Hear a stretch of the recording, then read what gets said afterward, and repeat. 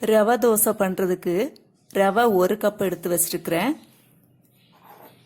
அது கூட அரை கப் அளவுக்கு பச்சரிசி மாவு எடுத்து வச்சிருக்கிறேன். அதை இதில் போட்டுக்கிறேன்.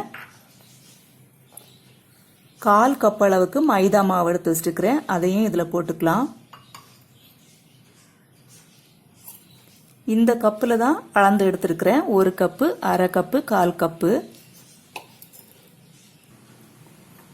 அது கூடவே பெரிய வெங்காயம் 1 கட் பண்ணி வச்சிருக்கிறேன். அதையும் இதில் போட்டுக்கிறேன்.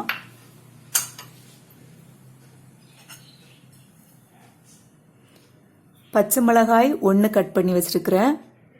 சின்னதாக கட் பண்ணி வச்சிருக்கிறேன் பொடி பொடியாக. இஞ்சி 1 துண்டு ரொம்ப பொடுசாக கட் பண்ணி வச்சிருக்கிறேன். மல்லித்தழை கொஞ்சம், கறிவேப்பிலை கொஞ்சம் கட் பண்ணி வச்சிருக்கிறேன், பொடி பொடியாக கட் பண்ணி வச்சிருக்கிறேன். ஜீரகம் லேசாக நுணுக்கி எடுத்துருக்கிறேன். மிளகு ஒரு 1/4 டீஸ்பூன் அளவுக்கு நுணுக்கி எடுத்துருக்கிறேன். அவ்வளவே தான். அதையும் இதில் நம்ம போட்டுக்கலாம். இப்போ நம்ம தேவையான அளவு தண்ணி சேர்த்து கலக்கிக்கலாம். ரவை தோசைக்கு மாவு கலக்கும் போது கொஞ்சம் தண்ணியாகவே தான் இருக்கணும். அதனால 3 டம்ளர் தண்ணி சேர்த்துக்கலாம். இந்த அளவுக்கு 3 டம்ளர் தண்ணி சேர்த்துக்கலாம். நீங்கள் எந்த அளவுக்கு மாவு எடுக்கிறீங்களோ அது கூட அதுக்கு கணக்காக தண்ணி சேர்த்துக்கோங்க.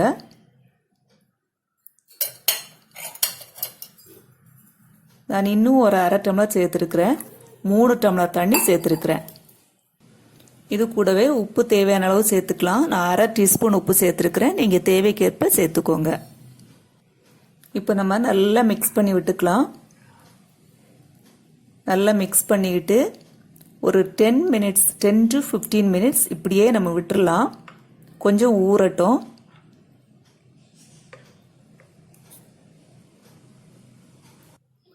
இது கூடவே முந்திரி பருப்பு ஒரு 10 முந்திரி பருப்பு சேர்த்துக்கிறேன். டேஸ்ட் ரொம்ப நல்லா இருக்கும் முந்திரி பருப்பு சேர்த்தோன்னா. இப்போ எல்லாம் நல்லா மிக்ஸ் பண்ணியாச்சு. அப்படியே ஒரு 10 மினிட்ஸ் இருக்கட்டும். அப்புறம் நம்ம ரவா ரோஸ்ட்டு ஊற்றிக்கலாம். இப்போ பாருங்க, ரவை எல்லாமே மிக்ஸ் எல்லாமே நல்லா ஊறிடுச்சு. 10 நிமிஷம் நம்ம ஊற வச்சிருக்கிறோம்.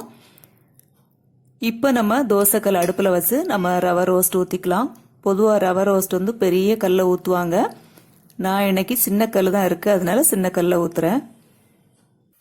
இப்போ கல் சூடாயிடுச்சு, நம்ம ஊற்றிக்கலாம். ரவை ரோஸ்ட் ஊற்றும்போது இப்படி தண்ணியாக தான் இருக்கணும். தண்ணியாக தான் நீங்கள் ஊற்றணும்.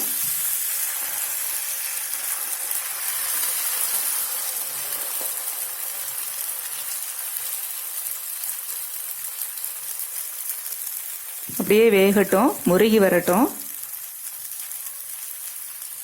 கொஞ்சம் எண்ணெய் ஊற்றிக்கலாம்.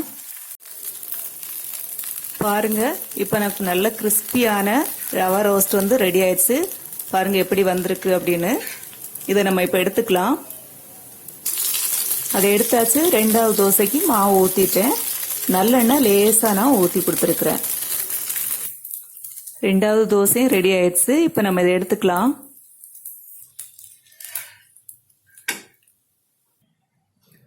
ஓகே ஃப்ரெண்ட்ஸ், இப்போ நமக்கு கிறிஸ்பியான ரவா ரோஸ்ட்டு ரெடி ஆயிடுச்சு. இது சாப்பிட்றதுக்கு நீங்கள் ஹோட்டலுக்கு போக வேண்டாம். இதே மாதிரி நீங்கள் வீட்டிலேயே ரெடி பண்ணி சாப்பிட்டுக்கலாம்.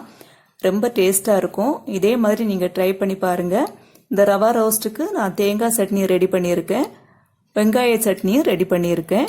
இந்த மாதிரி வச்சு சாப்பிட்டோன்னா ரொம்ப சூப்பராக இருக்கும். ஓகே, தேங்க்யூ ஃபார் வாட்சிங். நெக்ஸ்ட் வீடியோவில் இன்னொரு யூஸ்ஃபுல்லான ரெசிபியோடு உங்களை சந்திக்கிறேன்.